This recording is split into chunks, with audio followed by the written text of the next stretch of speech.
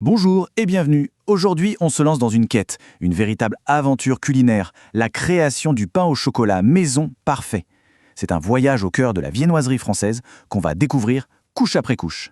Alors la question est là, est-ce que c'est juste une histoire d'ingrédients ou est-ce qu'il y a une technique, un secret qui transforme une simple pâte en ce chef-d'œuvre à la fois feuilleté et fondant? En fait, il faut voir ça autrement. Ce n'est pas une simple recette à suivre à la lettre. Non, c'est une aventure. Chaque étape est une découverte qui nous rapproche du but ultime. Allez, notre voyage commence maintenant. Comme dans toute grande quête, tout commence par la préparation.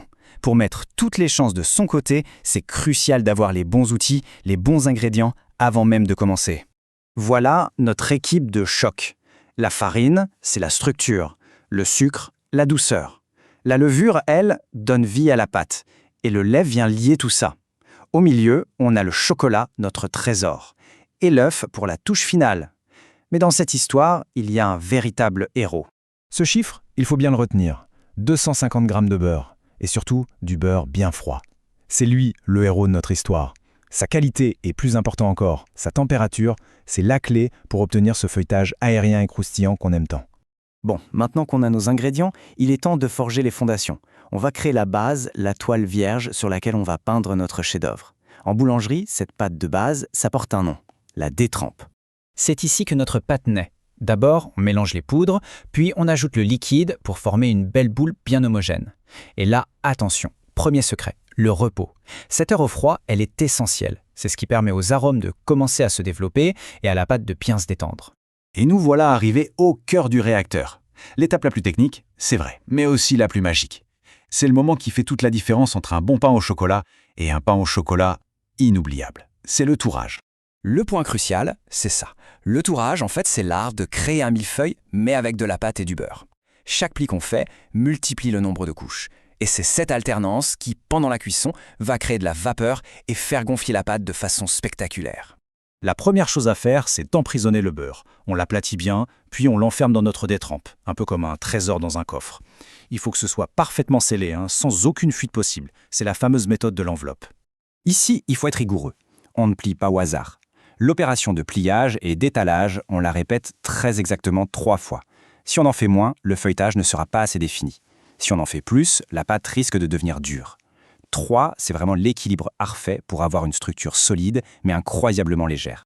Et attention, entre chaque tour, il y a encore un repos. Et celui-là, il est obligatoire. 30 minutes au frigo.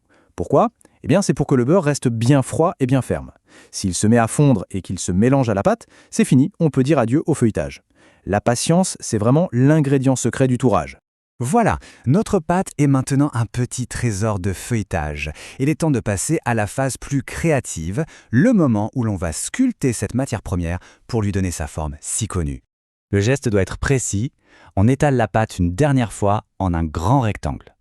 Ensuite, on découpe des rectangles plus petits. On dépose 1 ou 2 barres de chocolat à une extrémité et hop, on roule la pâte sur elle-même pour bien envelopper le chocolat. C'est vraiment à ce moment précis que le pain au chocolat prend vie.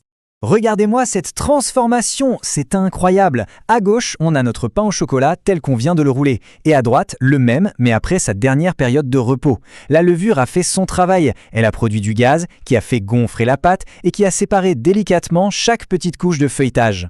Ce temps de repos final, qu'on appelle la pousse, dure entre 1 et 2 heures. Il faut juste trouver un petit endroit tiède à l'abri des courants d'air pour que la magie puisse opérer. C'est la toute dernière attente avant la consécration.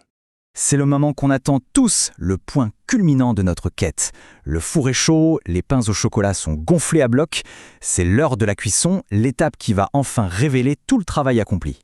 Mais juste avant d'enfourner, il y a une dernière petite touche. Un peu de battu qu'on applique au pinceau, ce n'est pas juste pour faire joli. Cette dorure va protéger la pâte et lui donner cette couleur dorée, magnifique et appétissante, digne d'une grande boulangerie. La précision, encore une fois, c'est la clé. Le four doit être à 200 degrés Celsius. Cette chaleur très intense va créer un choc thermique. L'eau contenue dans le beurre va se transformer en vapeur quasi instantanément. Et c'est cette vapeur qui va pousser sur les couches de pâte et créer ce feuilletage incroyable. Il faut bien sûr surveiller la cuisson jusqu'à obtenir la perfection dorée. Et voilà, la récompense. Il faut imaginer l'odeur qui emplit la cuisine, le petit bruit du feuilletage qui croustille sous la dent et le chocolat fondant au cœur. C'est la magnifique conclusion de notre voyage et la preuve que la patience et la technique, eh bien, ça offre un résultat vraiment extraordinaire. La satisfaction d'avoir réussi, c'est immense. Mais c'est un peu comme en montagne. Chaque sommet atteint ouvre la vue sur de nouveaux défis à relever. Alors la question reste ouverte. Après avoir maîtrisé ce grand classique, quelle sera la prochaine exploration ?